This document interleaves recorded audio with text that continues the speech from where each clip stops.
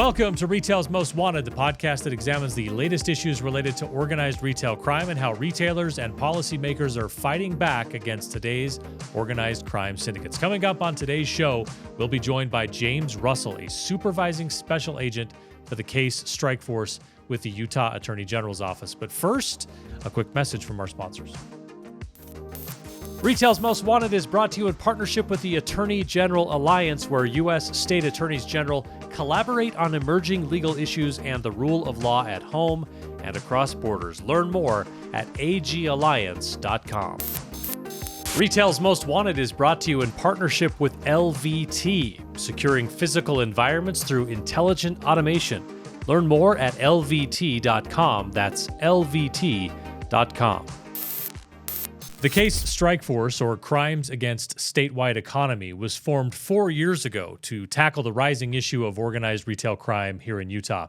This coalition of major retailers with dedicated funding and coordinated partnerships has made significant strides in addressing the surge in brazen thefts. Today, we'll hear insights into their work, their ongoing challenges, and the strategies that have proven effective in their fight against ORC. We welcome in our guest, James Russell. He is the case strike force member for the Utah Attorney General's office. James, thanks so much for being with us. Thank you. All right, let's start here. Tell us the scope of what the case strike force investigates and prosecutes. What do you guys go after? So we primarily work on organized retail crime, which is, individuals who are stealing for profit. And then their counterparts, the offenses. But we also deal with intellectual property issues. So if counterfeit products being sold online, those kind of things. We have a small niche where we deal with catalytic converter theft and really anything where a business is a victim in a case. Mm-hmm. We talk organized retail crime with people from across the country, including folks from their respective attorney general's offices. I wonder if you could give us some kind of quantification, because we see so many of these videos and they seem to all come out of like California or Portland. When it comes to organized retail crime, how significant is the problem in Utah? Right. Well, certainly we are not to the levels of California and some of our surrounding states. But it's still a pretty significant impact. It's happening on a daily basis in most retailers. It's not uncommon for retailers to deal with 2 to 3 thefts a day. So if you add that up across the board of all the retailers, there's actually a study out there that shows in 2021 that Utah lost roughly $500 million in product out the door. So that kind of gives you an idea. Yeah. $500 million here, $500 million there. It starts to add up after a while, right? Absolutely, yes. All right. So tell me about what kind of merchandise is usually taken from these stores. Are we talking stores where it's high-end products? Is it a good mixture of stuff? Are they just trying to grab what they can get to most easily? I imagine this is driven in part by what they can flip and get the money back in as a source of revenue. Right. Yeah, anything that you can get a pretty decent value out of is going to be stolen. And it kind of changes a little bit because retailers are then starting to focus on those high theft items. And so they're changing a little bit. But anything from tools to vacuums, KitchenAid mixers, to clothing, and even we've dealt with the diabetic test strips and medical supplies. That's really interesting that it's everything from medical supplies to tools. That's a pretty broad spectrum. And then you're saying at about $500 million in a year, no small amount of theft going on here. It sounds like this is more, though, than a single person obviously stealing a single item. When we're talking organized retail crime, they're not sending in one person at a time to kind of get what they can and walk out. How difficult are the investigations and prosecutions in these cases, because you have folks who are doing this in an organized way and really sounds like, by the number you gave me, being very effective with it? Yeah, I mean, it's definitely difficult, especially to catch the more organized ones, the smarter ones who have a process that know what they're doing. Because in any given instance, they're really, even if they're caught, they're only caught with a small amount of stuff in comparison to what they're actually doing oftentimes. So what we do is try and compound all of those together and make them into one large case. But it's not easy, and we have to prove a lot of things in these. When you're talking about that individual, this is an interesting point to me. You arrest an individual who's stolen something or some big ticket items, tried to get as much as they can, or a group of people that have done that. How do you take it from the level of we've apprehended someone who was at the point, boots on the ground point of this theft, and then connect them to sort of a larger organization? Because I'm guessing what you want is the bigger fish, right? You want to go after the organization and not just the individual who, maybe is part of this organization because they want to be, and maybe because they've kind of been forced into it. Right. Yeah. The closest comparison I have would be similar to like a narcotics case, where we start with the small fish and work our way up. I don't want to give away too much as far as how we do that, but that's through a lot of conversations with retailers and figuring out who our main players are, and then surveillance, and other methods, buying things from people online, any number of things that we can do to try and monitor what's going on, to watch that those thefts occur and then watch those transactions take place. Yeah, definitely don't want you to give away any trade secrets just to make it easier for someone to get away with this.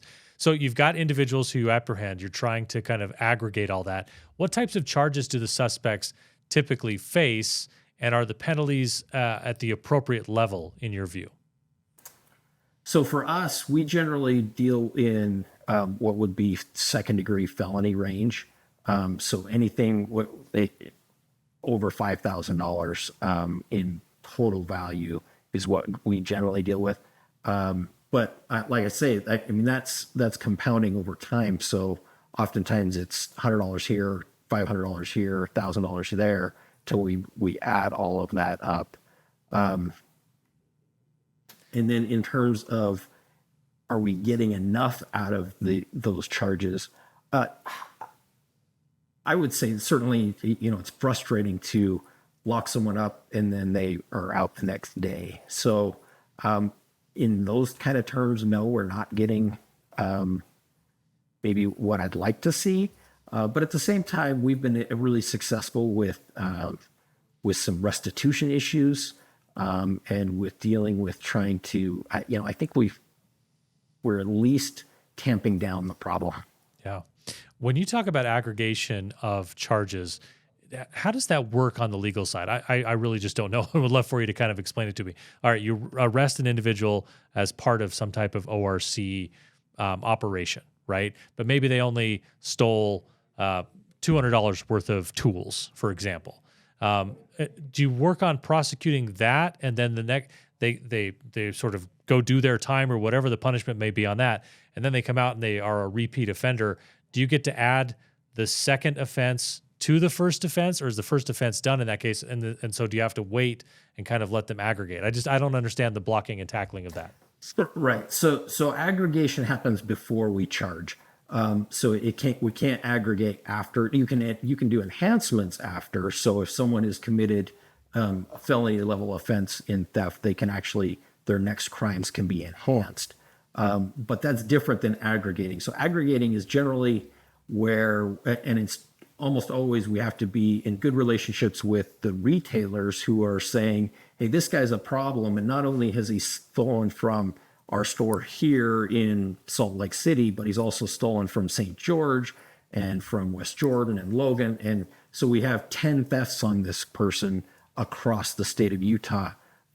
We then take all of those thefts with their evidence. Normally it's going to be video evidence and reports from their asset protection people, and combine all of that into, and then we can aggregate that dollar value for the higher theft value. Gotcha. So in other words, it's that you have caught the perpetrator once, but then can go back and aggregate all of the numerous times they may have done something to go as part of that. Right. And maybe not even having caught them, but at least identified them so that we can put all of that together. Okay. So you're sort of aggregating the evidence. You're starting to put together all the pieces. And then when you get them, hey, they may have been busted this time for stealing some kind of power tool from Lowe's, but you've got them on 10 other instances where they've actually gone and done this. But by the time you get them, you're getting them for all of those. Right, exactly. Right. That makes a lot of sense. I appreciate that. That's really helpful clarification. I think certainly for me, probably for our audience as well. I'm wondering then, how has the concentration of effort from the case strike force made a difference in the losses retailers are experiencing at this point? Well, and those numbers are really difficult to come by. But anecdotally, I can say that in dealing fairly closely with a number of retailers, we've had retailers who have told us that oftentimes they'll have a goal level for shrink in their stores, and we're able to stay at level or below level at a number of these retailers, where across the country, maybe that's not quite the case. Yeah. So really making a difference then. Overall, I wonder, how has organized retail crime evolved in the time you've been working in this area? And what is most pervasive right now? Like, what's the trend that you're seeing? I think when I first started into this realm, it was more local. So it was more your local narcotics users who are the ones who are stealing. Now that's certainly still going on, but we're seeing a lot more of the traveling crews nowadays. So they're coming from, especially from Southern California, and they'll drive up the I-15 corridor and hit stores along that corridor. And they'll make it up through Idaho and then back down into California, with the end goal of getting it to a fence there in California. That's one of the big changes that I'm sure it was occurring before, but I think that's where any increases would be coming from. How important is video surveillance to combating organized retail crime? And are there arrests and prosecutions that are driven by that video surveillance? And how significant, I guess, is it of a deterrent are the pieces of video evidence you have, or the video surveillance overall? So video evidence I want to say it's almost mandatory. We almost have to have video evidence, especially for things that we don't on view. So if you don't see it and it's not on video, how do I prove it happened? Yeah. So we really have to have video evidence in order to make these cases. Yeah. How has the video gotten better, right? Like it starts probably just with stores kind of monitoring somewhat of what's going on within the stores. Has that evolved or gotten better over the last several years? And how has that made a difference?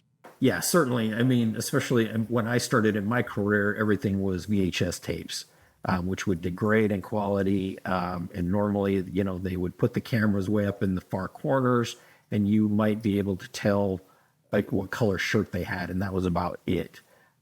Nowadays, they're much more concentrated on areas where theft are occurring, and just better quality video. And then the storage capacity for video is certainly, and the ability to share video across, the internet rather than having to actually go in person to pick the video up is also a game changer. Yeah.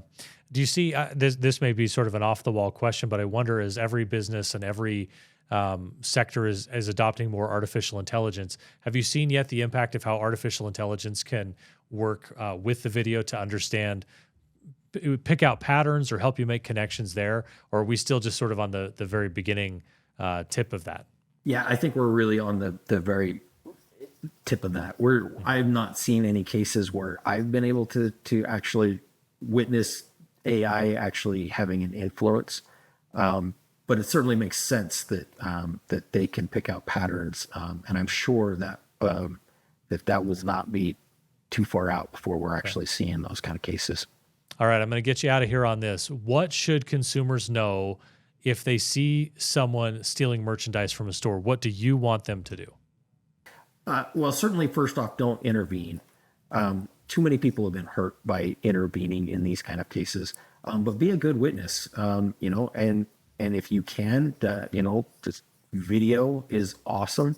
So if we can get license plates, especially because those help us to identify suspects, that's always good. But I wouldn't put yourself out there. It's just stuff in the end. So I wouldn't really put your life in danger for it. But just be a good witness. and Yeah. then be willing to share that information to us. Yeah, work with law enforcement. Don't try to take their job in the process, is what I'm hearing. Right. All right. James Russell from the Case Strike Force in the Utah Attorney General's office has been our guest. James, thank you for your work fighting back against organized retail crime, and thank you for joining us today. Thank you. Appreciate it. All right, that's it for this episode of Retail's Most Wanted. Thanks to our presenting sponsors, LVT and the Attorney General Alliance. Don't forget to hit that subscribe or follow button so you can catch each episode. We drop a new one 3 times a month. We're also on X, LinkedIn, and YouTube. Links are in the show notes below. Thanks so much, everyone, for being with us, and keep up the good fight.